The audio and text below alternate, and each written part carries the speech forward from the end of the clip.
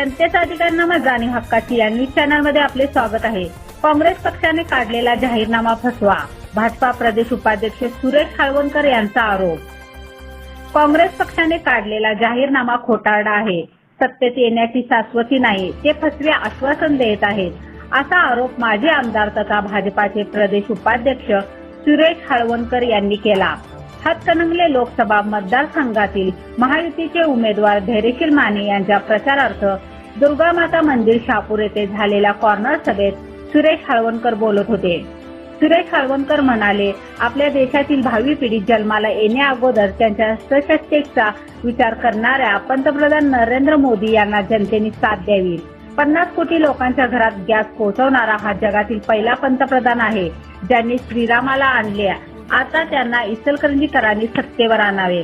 आपण धैर्यशील माने यांना मतदान केल्यास ते मतदान थेट पंतप्रधान नरेंद्र मोदी यांच्या खात्यात जाणार आहे। त्यामुळे मतदारांनी माने यांना विजयी करावे। 1 मे रोजी उत्तर प्रदेशचे मुख्यमंत्री योगी आदित्यनाथ यांची थोरात चौकात सभा आहे। या सभेस मोठ्या संख्येने नागरिकांनी उपस्थित राहावे। मसोबा मंदिर, गटारी आणि भुई समाजा आदी कामांच्यासाठी खासदार धैर्यशील माने यांनी मोठा निधी दिल्याचा उल्लेख अनेक मान्यवरांनी आपल्या भाषणात केला। यावेळी हिंदूराव शेळके, राहुल आवाडे, रणजित जाधव, अनिल दाळ्या, रवी गोंडकर, दादा भाटले, रणजित अनुसे, संतोष पंडित, प्रताप पाटील, सचिन पवार, सचिन हिरवाडे, जाफर मुजावर, पांडुरंग सोलगे, पंकज कांबळे, आकाराम सावंत, राहुल पाटील, कृष्णा सासपुते, राकेश वाजे, अशोक चव्हाण, किरण पाटील, धनाजी कलगुटकी, विनायक संगपाळ आदी उपस्थित होते।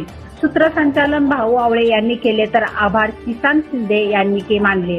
न्यूज चॅनल हॉस्पिटलमध्ये ऍडमिट झाल्यानंतर त्याला श्वासचा एवढा त्रास व्हायला की तू नक्की मरणार याची खात्री झाल्यावर तो म्हणला, मला माझ्या बायकोला भेटायचे। बायको म्हटली, मी नाही भेटणार आणि तिला मला सगळं सांगायचं आहे, माझी संपत्ती कोणाकडे आहे, काय तिला बोलवा, मला ते पैसे पण नको आणि काय नको, मला भेटायचं नाही म्हणते।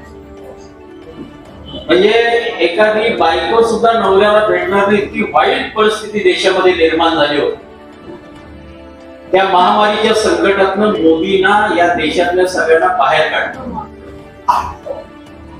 आणि अमेरिकेच्या नासाने ते सॅटेलाइट मधनं आपल्या देशाचं चित्र टिपलं आणि प्रकाशित केलं। एकाही घरात देशात कोणी लाईट लावली नाही आणि म्हणजे आपण पंथी लावू। शरद पवार पण पंथी लावते, बघितलं ना, उद्धव ठाकरे पण पंथी लावते आणि बाहेर येऊन हे डॉक्टर, हे नर्स जीवावर उदार होऊन आपल्या देशवासियांची सेवा करतायत, अशा लोकांच्यासाठी आपण टाळ्या वाजवून, थाळ्या वाजवून सगळे वाजवत होते। मी बघितलं की पवार साहेब दारात उभारून टाळ्या वाजवत होते।